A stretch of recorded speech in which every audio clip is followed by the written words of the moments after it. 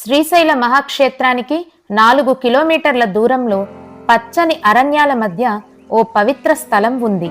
అదే పాలధార పంచదార. ఇది కేవలం జలపాతం కాదు. పాలధార అంటే శివుని నుదిటి నుంచి ఉబికి వచ్చే జలప్రవాహం. పంచదార అంటే 5 రూపాల శివశక్తి నుంచి ప్రసరించే 5 పవిత్ర జలధారలు. ప్రాచీన స్కంద పురాణాల్లో దీన్ని భోగవతి నదిగా వర్ణించారు. ఈ జలప్రవాహం చివరికి పవిత్ర కృష్ణానదిలో కలుస్తుంది. పురాణాల ప్రకారం ఇక్కడే ఆదిశంకరాచార్యుల వారు కఠిన తపస్సు చేసి భగవంతుని అనుగ్రహంతో అమూల్యమైన శివానందలహరి అలాగే సౌందర్యలహరి స్తోత్రాలను రచించారు. నేటికి అక్కడ ఆదిశంకరాచార్యుని విగ్రహం, శారదాదేవి విగ్రహం భక్తులకు దర్శనమిస్తాయి.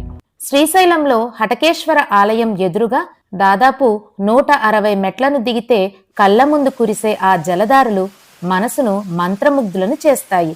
శివలింగం పైన నిరంతరం జలాభిషేకం జరుగుతూనే ఉంటుంది. జలపాతాల నాదం వినిపిస్తుంటే మనసు ప్రశాంతంగా ఉంటుంది. తపస్సులో లీనమవ్వాలి అనిపిస్తుంది. భక్తికి, సహజ సౌందర్యానికి ప్రతీకగా నిలిచిన ఈ ప్రదేశం శ్రీశైల యాత్రలో తప్పనిసరిగా చూడాల్సిన ఆధ్యాత్మిక రత్నం.